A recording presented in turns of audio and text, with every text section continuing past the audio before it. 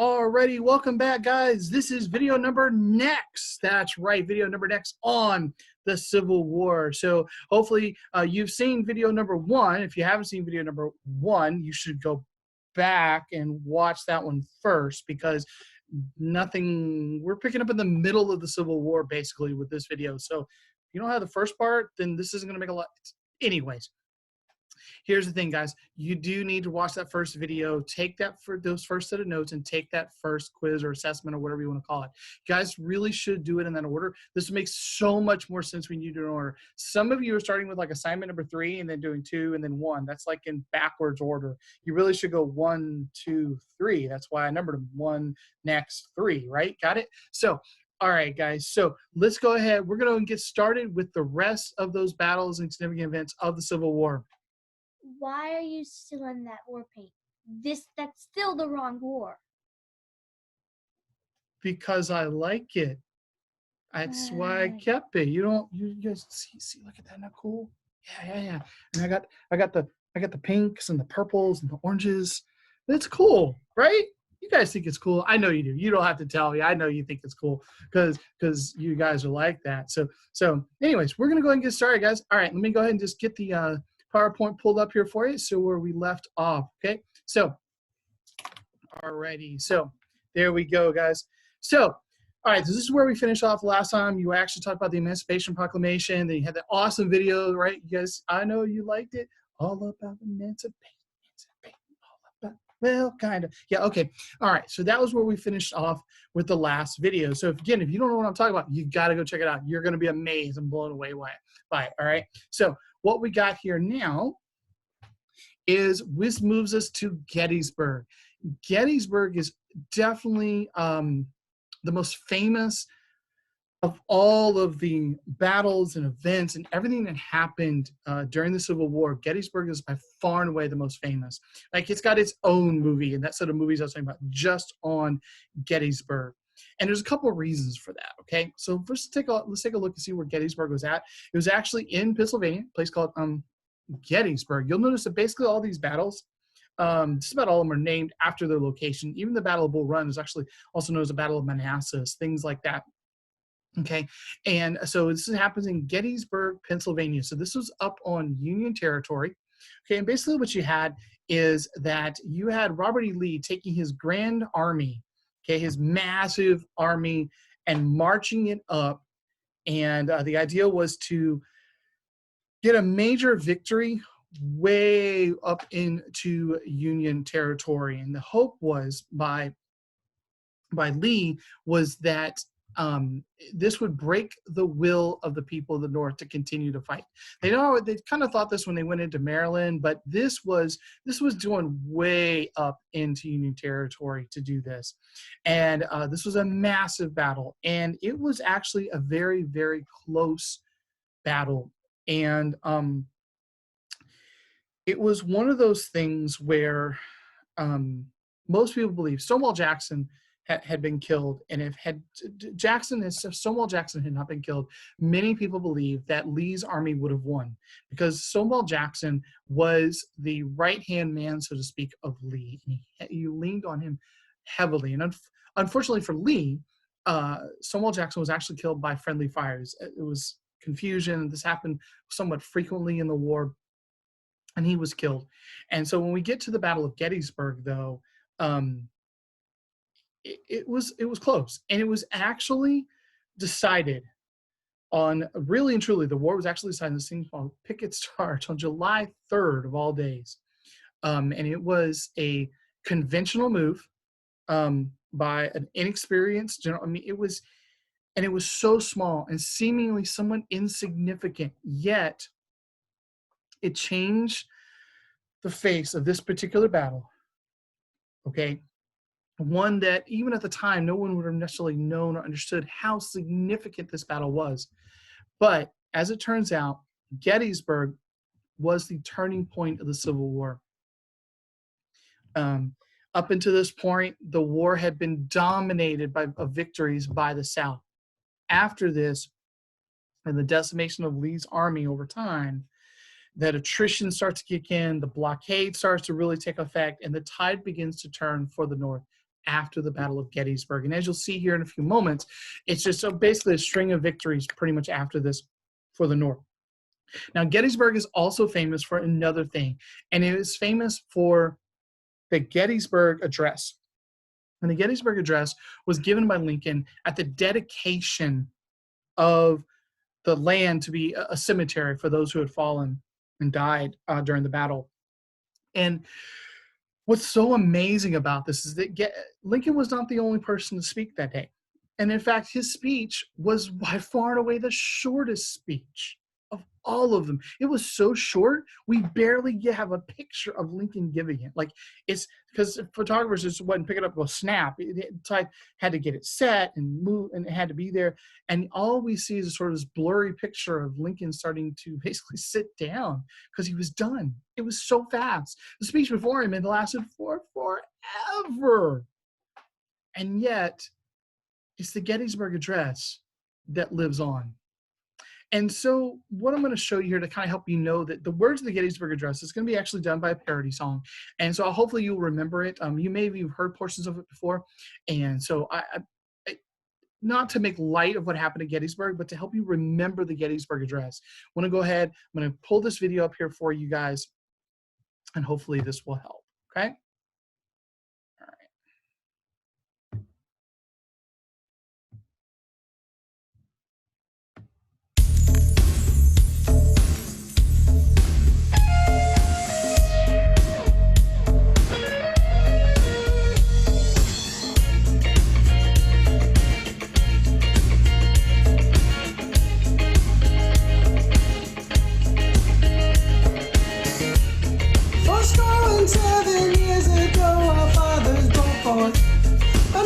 Conceived in liberty, dedicated to the proposition that all men are created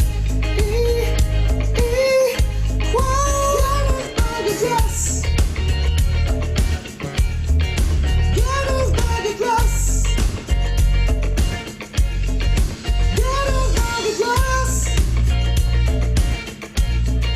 Gettysburg Address. Gettysburg Address. Now we are engaged in a great civil war that's destined, whether that nation or any soul conceived can endure. We have come here to dedicate this field as a final resting place. That we should do this. In a larger sense, we cannot dedicate, we cannot consecrate. Hollow the ground, no man living in dead who struggle to. I've consecrated it far above our power to add to the trial. Well, they'll know what we say here. Would I give a bit what we hear? The living should be dedicated here to one finished work which did for here. That from these honored dead, which give a little man.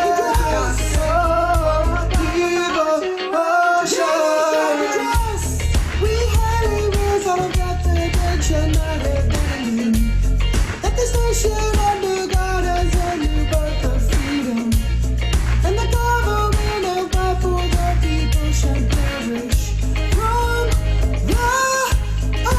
Gettysburg Address. 7 years ago, Father fought from this continent, new nation of liberty that is now engaged in civil war. We take increased devotion to the cause for which they died. Government of the by and for the people shall not perish from the earth. Gettysburg Address.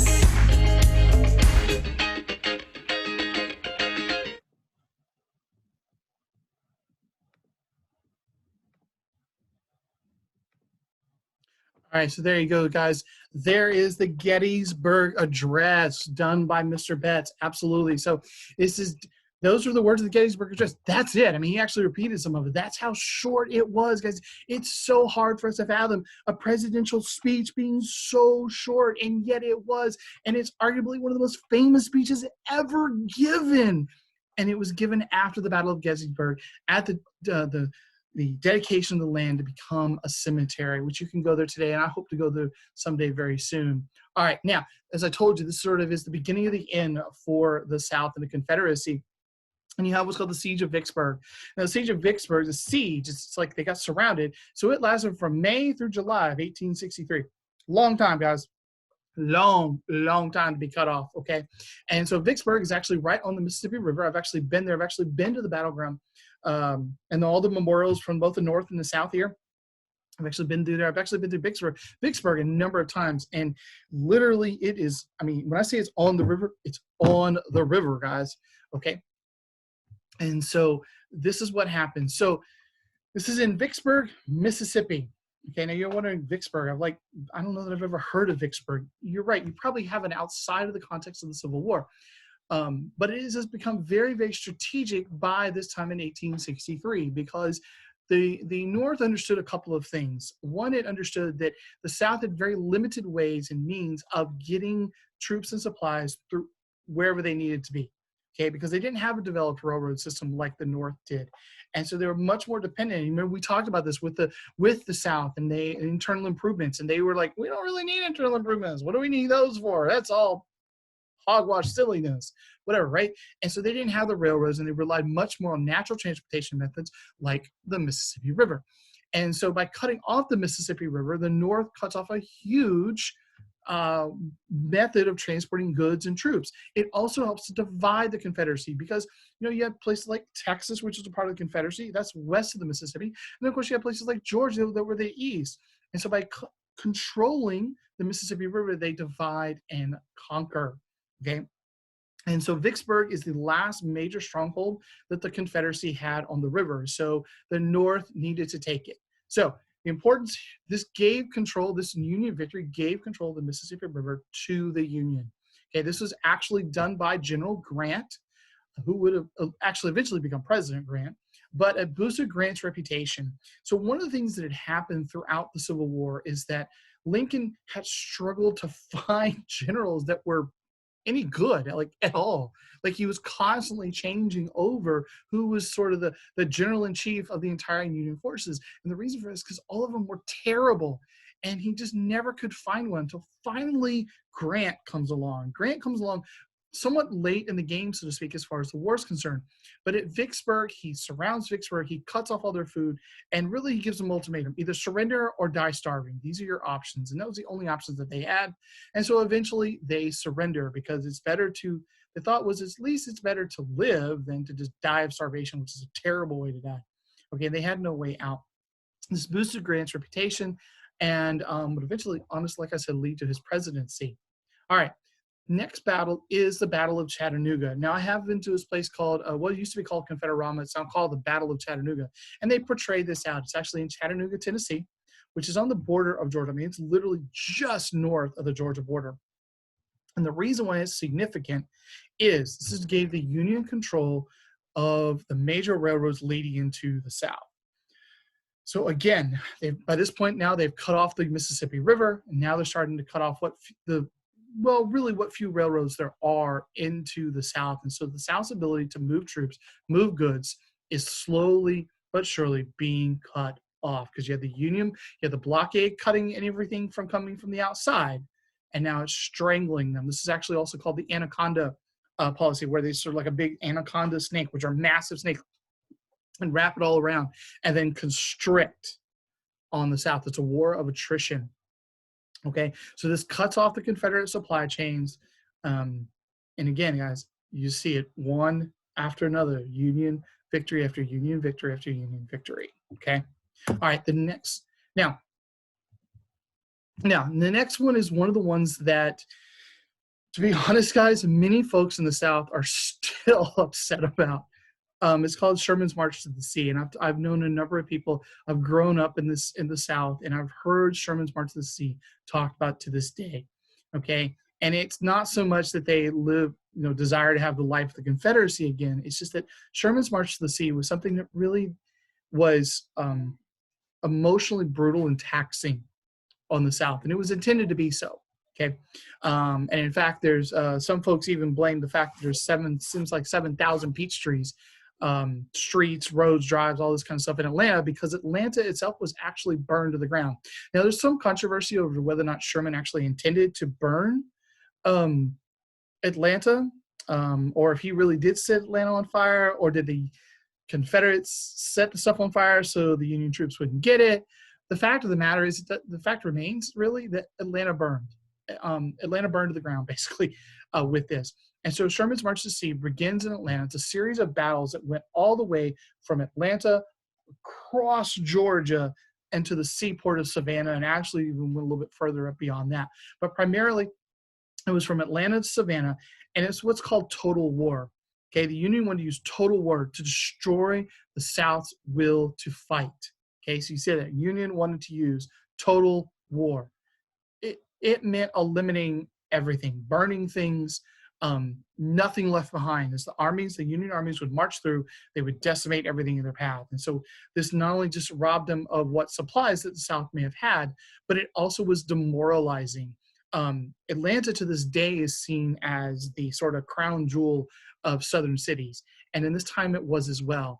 It was revered, and in many Southern eyes, it still is that kind of place. And so Sherman's March to the Sea was both strategic, because again, it cut off those railroad junctions in Atlanta, further cutting off supply chains, but it was also symbolic in breaking the will to fight.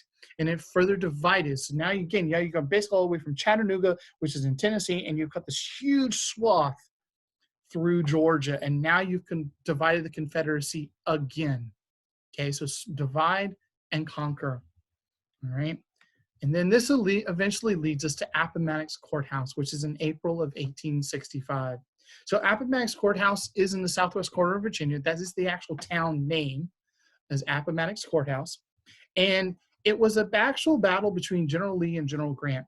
Now, this is General Grant really at his peak of forces and all of that, and it's actually Lee's on the tail end of it. Lee's army by this point had been decimated just over time and attrition from the battles lost and troops lost, a loss at Gettysburg, for example, all these different things. And so this was not Lee's strongest army, but it was the last stand of Lee. And so with Lee's surrender to Grant, this ends the fighting in the Civil War. This is the end of the Civil War. This is in April of 1865. Okay? And so that's the end of it, guys. I mean, this is an important battle. Another little side note, actually, there was a guy who actually was at the first Battle of Bull Run. He had property there. And so this happened on basically his backyard. And so he's like, I can't stand this. I'm not going to be around here. So what he does, believe it or not, he actually moves to Appomattox Courthouse. And then it happens again. It's actually in his parlor that the surrender is signed. So this guy actually experienced on his own property both the beginning and the end of the fighting of the Civil War. Okay. Alrighty, guys. So that wraps up the major battles and events of the Civil War. Now, there is going to be a third video for you guys, kind of gives you just sort of a recap of some things. And so you'll have 3 this week. But again, that's as far as the PowerPoint presentations and everything. And so if you have any questions, guys, on any of this, seem to go too fast, again, to get your notes, you can always pause. You can go backwards. This is, again, beauty of it being there for you. You can even try to put in the closed captioning and see if that helps you. All those kinds of things. If you have any questions with guys, you got to ask me. You got to let me know. If something doesn't make sense, or you guys got a lot, you've got to ask me. I'm not a mind reader. I'm good at a lot of things. Reading minds, not one of them.